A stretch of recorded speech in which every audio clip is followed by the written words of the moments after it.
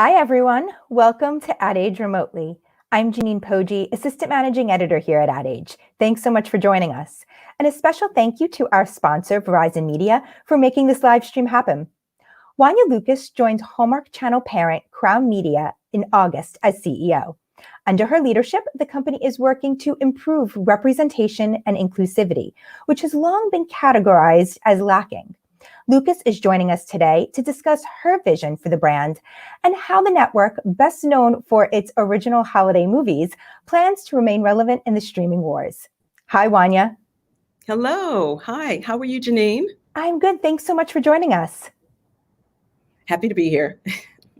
So before we get started, for those of you watching on our social channels, if you like what we're doing here on Ad Age Remotely, please like, subscribe, share, or retweet this post. And if you have any questions for Wonya during this conversation, you can leave some questions and comments on our social channels, and we will try to get to them during this conversation.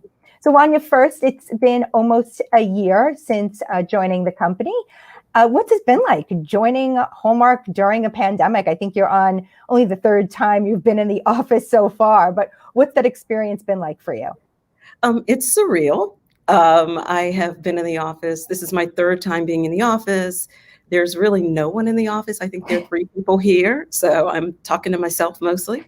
It's hard to lead a company when everyone's dispersed. And so one of the things that I did early on is I did small individual meetings. I've met every single employee. I asked them, tried to figure out who they were and let them know that I saw them and I heard them. What are their hopes, dreams, and aspirations for the company? And really leveraging the insights that I gained from them by having these smaller, more intimate conversations with them to help sort of set my path moving forward. Was able to make some quick decisions in those meetings. People would say, well, I don't understand why we do this. It seems inefficient. We would have conversations about things and we'd make changes. So I think for me as a new CEO, who's starting remotely, showing that, again, I see and hear my employees. I care about what they think and what they want for our company. But also, it's about accessibility and showing who I am as a leader to them from afar. Yeah. So What have you learned? Yeah. What have you learned about leadership and being a leader that might carry over post-pandemic? Like anything that you've sort of picked up or think that will translate into a post-COVID world? Yeah, I think what I've learned in the pandemic, but I think can extend beyond it, is you have to earn what I call swift trust, right? And by going through the process that I just mentioned, really listening and receiving what others are saying, understanding the vision, not just my vision for the company, but the vision that we have collectively, and reflecting that in my vision and my actions is important. So establishing a sense of trust, establishing the respect and acknowledgement of the ideas that come from within our company and not just from the top, and how we can implement those ideas. I think that creates, and how it translates into the post-pandemic world, is that we have a shared vision, we are on a shared mission, and that everyone is a contributor, regardless of your title. So prior to your appointment, Hallmark Channel had come under fire for a lack of representation. What did you find when you joined the company?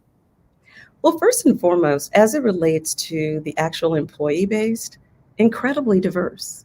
I was actually surprised by that, having been in the media business for a couple of decades.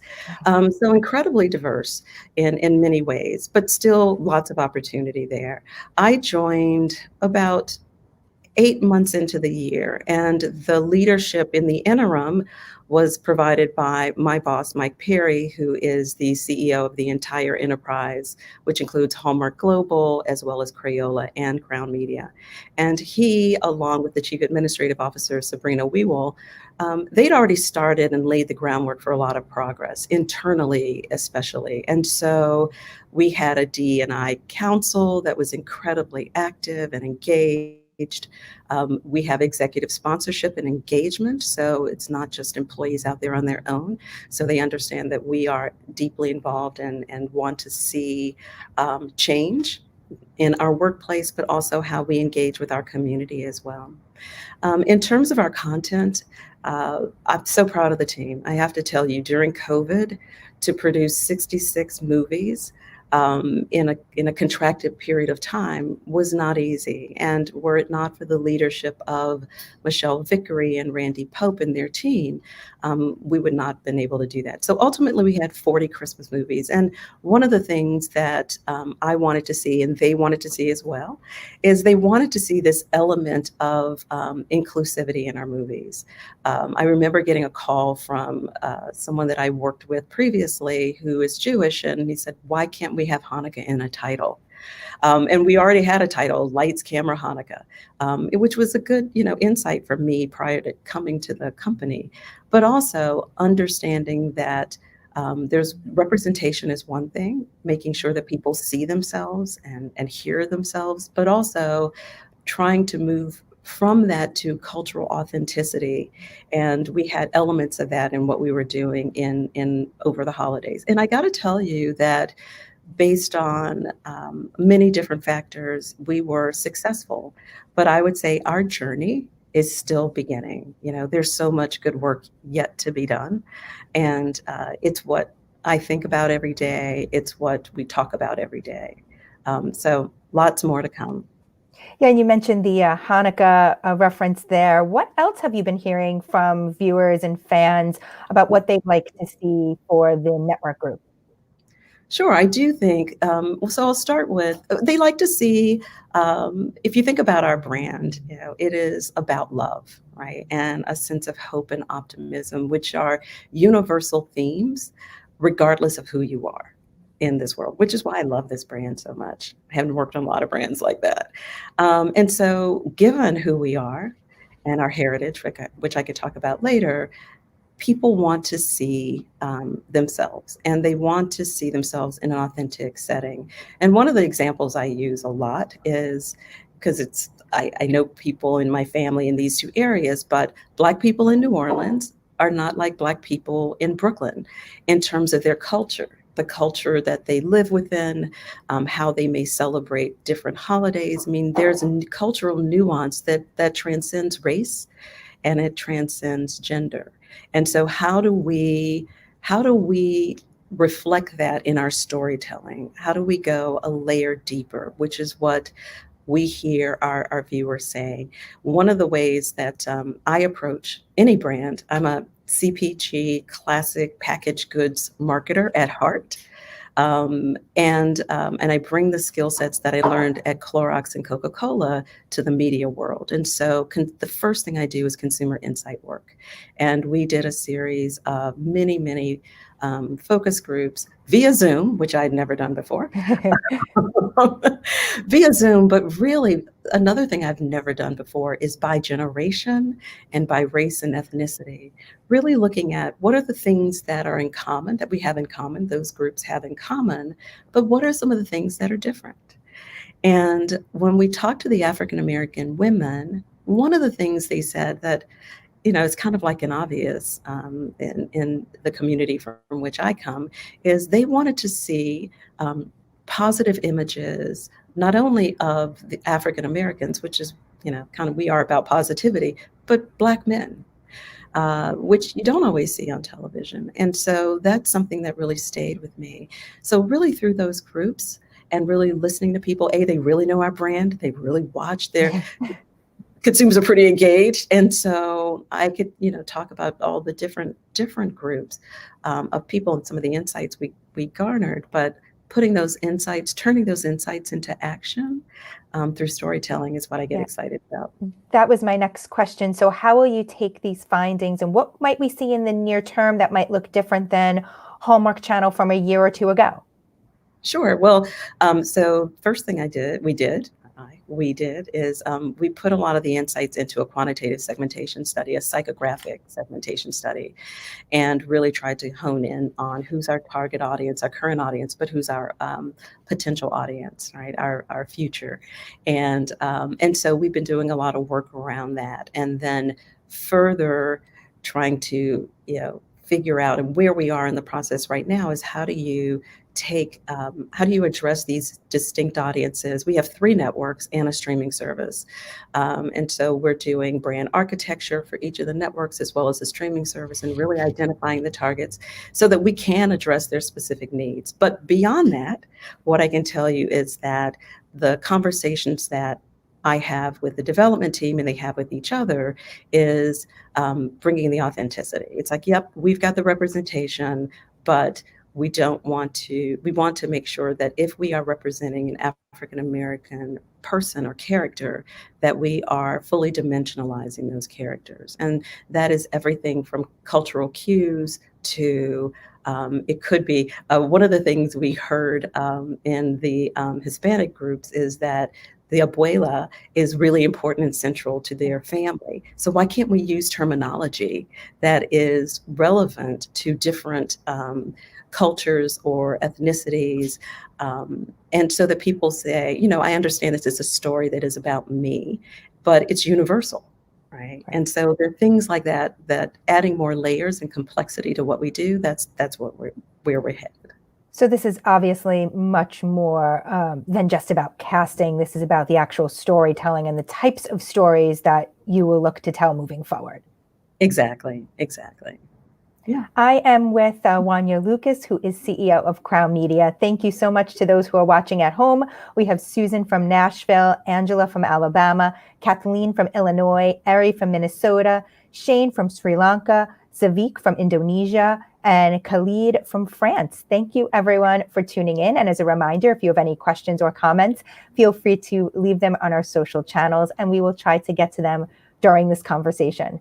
So as you think about how you will look to portray various groups on air, and also thinking about internally how you are diversifying, what does this mean for how you're looking to work with brands and advertisers moving forward? Sure. Well, no surprise to you, brands. It's been amazing over this past year to see how the advertising community has really stepped up and really shared its voice as it relates to these areas. And I think that we are looking to partner with any advertiser in any way. I think one of the things I think that's really interesting and unique about our brand is that, and I mentioned this before, it is inherently an inclusive brand, right? And it's for everyone. Everyone should see themselves in Hallmark. And so as we think about and learn, and one of the things I'm really interested in doing in this pandemic, but also post-pandemic, is really sitting down and talking to more advertisers and really hearing what their needs, wants, and desires are, and how we can partner together. Because we produce, we're going to produce over 90 original movies over the next year. I think that there are many opportunities to really, talk in a different way about product integration and talk about, developing client solutions, which is a group that we are really just really starting to bring to life, so that we can identify specific needs that advertisers have, and then we can bring forth opportunities that our brand uniquely has to really help them reach their consumers. So if we were to, talk again a year from now, what do you hope the Hallmark brand will look like a year from now? That's a great question. When I think about the Hallmark brand, which has meant a lot to me personally in my life, it's a 110-year-old brand, right? And so what I want to see is, when I walk in a Hallmark store, I can see cards that are for the LGBTQ community. I can see or buy a card that is in the Mahogany brand, and they just celebrated their 30-year anniversary last year, which is targeting African American women. You have brands that are based on faith. You have brands that are based on, different celebrations in life. But the Hallmark brand inherently has breadth and depth and scale that a lot of other media brands don't have. And so a year from now, I don't know that we'll have all of that on the air, but we will have, you will be able to see that we have leaned into all that our brand is, rather than just a narrow scope of what our brand is. One more core element of our brand, I talked about love, but what we heard from our groups is they want to see different types of love. Romantic love is great. Everybody wants to feel good when you get that right guy or girl. But there's sisterhood, there's a sense of community, there's family love, and there's different ways to express that and show those stories. And that's also reflected when you walk in a Hallmark store. So we want to truly embody the brand. And that is my hope and dream and aspiration. Why do you think it's taken longer for the evolution and for that to happen on the TV side than it has perhaps, when you walk into a Hallmark store and you see that, and you've been seeing that for a while now? To be honest with you, I don't know. I can surmise why, but I don't really know. All I know is how I look at the world, and what I can represent is I look at the world through the lens of a traditional brand marketer, right? And so understanding consumer behavior, understanding how we can sharpen the edges of all our different products through brand architecture, understand and serve and expand our audience by doing so.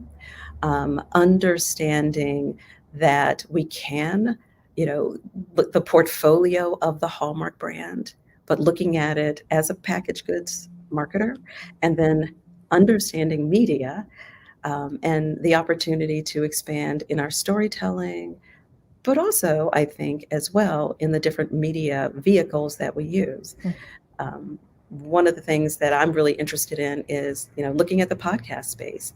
Having spent many years within PR and seeing how that business has dramatically changed, and it is inherently, lots of variety in that space, but it's a great storytelling vehicle as well. So, I think we have lots of opportunity, and it's not just about me; it's about what our consumers want, starting with them.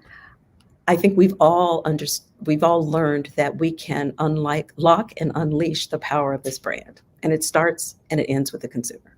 Yeah, I'd like to talk a little bit more about the different types of media Hallmark might get into, and also some of the pressure that the channel is facing from cable and streaming rivals. But before we do have a word from our sponsor, Verizon Media. Sure.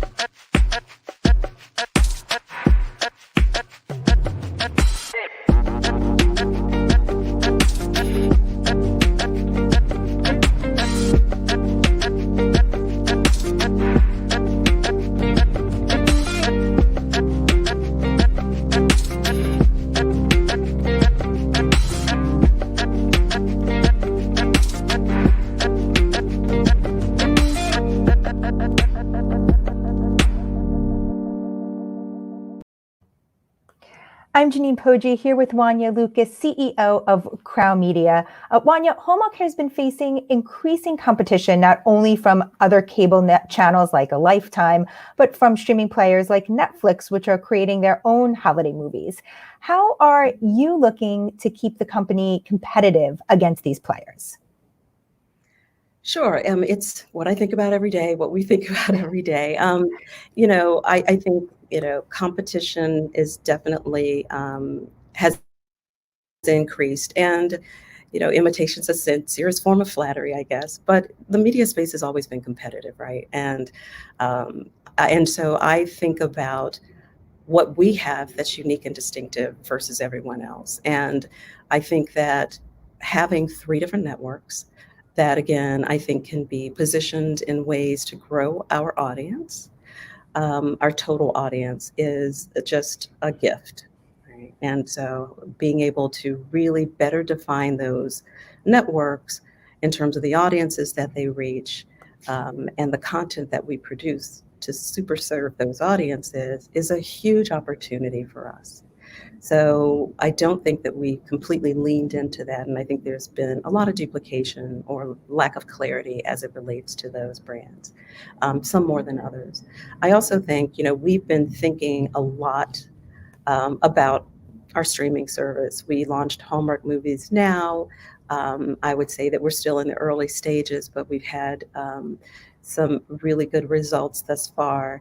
And when I think about the brand architecture and the portfolio, how do we leverage that service based on the consumer base that is different? And we have some research in the field right now on the streaming audience for Hallmark.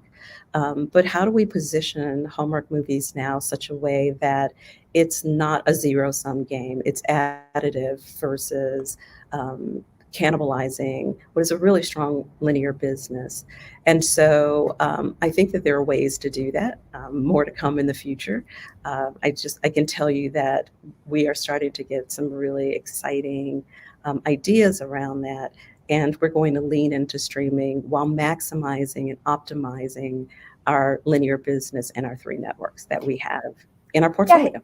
Yeah, historically, I think there has been a reluctance for the brand to sort of jump in, given the age of the audience, and perhaps maybe because they're not on the younger skewing demo, which has been quicker to shift to the streaming platforms. But I'm curious, where Hallmark fits in the streaming wars then.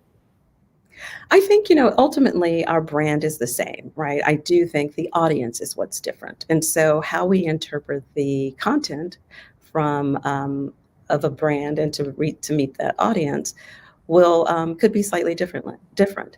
I think that we can also, one of the things that they did way before me that I thought was really smart is leveraging a hit that we have on the network, When Calls the Heart, to launch an original program on the streaming service, When Hope Calls. And I think that idea is the right idea. So really looking at it from a symbiotic perspective versus in discrete perspective. I think that again, really early on, but really digging into who is that audience, which is not necessarily, it's not the same audience. I think that there'll be some people will come over to the streaming service, but really understanding the needs, wants, and desires of that audience. And then how do we, while maintaining the core of our brand, how do we develop content to really super serve that audience? I think that's exciting, actually. So full transparency, the next question is actually from my mom, who is watching, and she asked if you can discuss the decision to cancel Home and Family. Yeah. Hi, Mom. Hi, Janine. I will say that it's always difficult to make a decision like that. Home and Family has been on the air for 10 years. I just got an email from Cameron the other day, and they are a family. It's been a great show beyond just what they do. Every day. It's been a great show for integrations from an advertiser perspective. It's been a great show for integrations from a Hallmark Global perspective and Crayola perspective. And so many good things about Home and Family. But when we looked at the numbers, the actual number of people that were watching, and then we looked at the potential opportunity of what we could do in that time frame, we do think that there are other opportunities to move beyond Home and Family, to do something to serve that daytime audience. And so that, again, difficult decision, but from a business perspective, it was the right decision to make. So we should be expecting news around a potentially new product coming in that space sometime soon.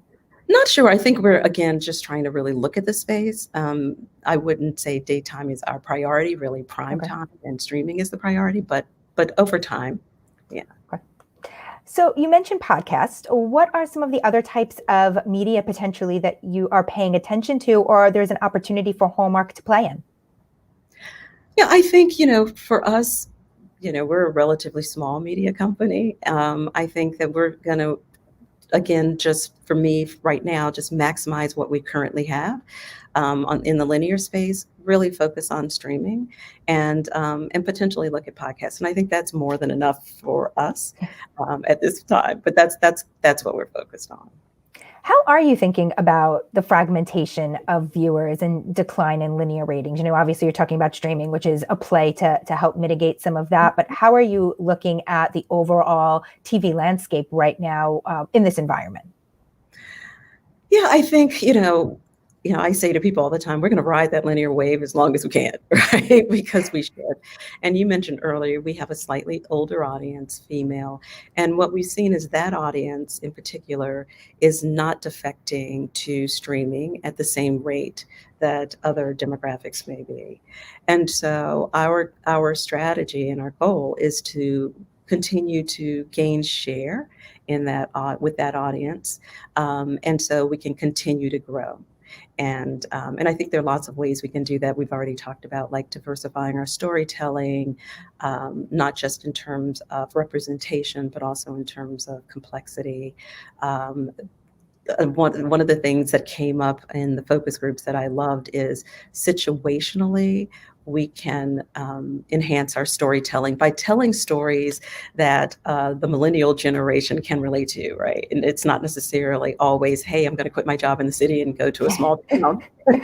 I love those storylines, though. They really are fantastic. I love the story too. And I do want to participate in an olive oil contest one day in my life. But well, they could fall in love in a dog park. I have a millennial daughter. They could fall. So situationally, there's just so much more we can do, right? And so I look at that. I get so excited about that by really reflecting true life situations where people fall in love or they celebrate, friendship or a sense of community. Like, how do we diversify that so that it reaches across generations? And I think that's a way for us to really remain strong, despite the disruption in our business. We have a question from Jess on LinkedIn. How do you regularly promote to your employees the importance of bringing your authenticity to work? How do you recommend they practice doing that at Hallmark? Wow, that's a great question. It's a hard question because I haven't been in the office with my employees. Well, I guess it's even more relevant then from a virtual perspective as well, like as we talk about all of this. Yeah, so I talked about my get to know you sessions. One of the things that I've continued to do is I call it touch base with Wonya. And I try to be fully present. And it's not about me, it's about listening to them and giving them access and hearing what's on their minds and then understanding how do we adapt what we do appropriately. One of the things that we heard, I think, that our teams really responded to is they wanted to participate in the communities in which they live, right? It's one thing to produce a product, which people love, and we love doing that, but it's another to be fully present. And so our council, our D&I council, has really been engaged in, we're a small company in LA. But we came in fifth as it relates to just raising money for the Pride Walk, right? And so we're pretty proud of that. And so we can show up and show out, even though we're small and mighty. So listening to our employees and reflecting and reacting and embracing what they want is really important. One of the employees told me that in one of the offices, they couldn't wear jeans. And I'm like, I have on jeans today, by the way. My jeans and my Chucks, right? So I think by walking the walk and being authentically who I am, I can also say it's okay for you to authentically be who you are. That's what we want. Wonya, thank you so much for joining us. Great to have you on and appreciate you taking the time. Thank you.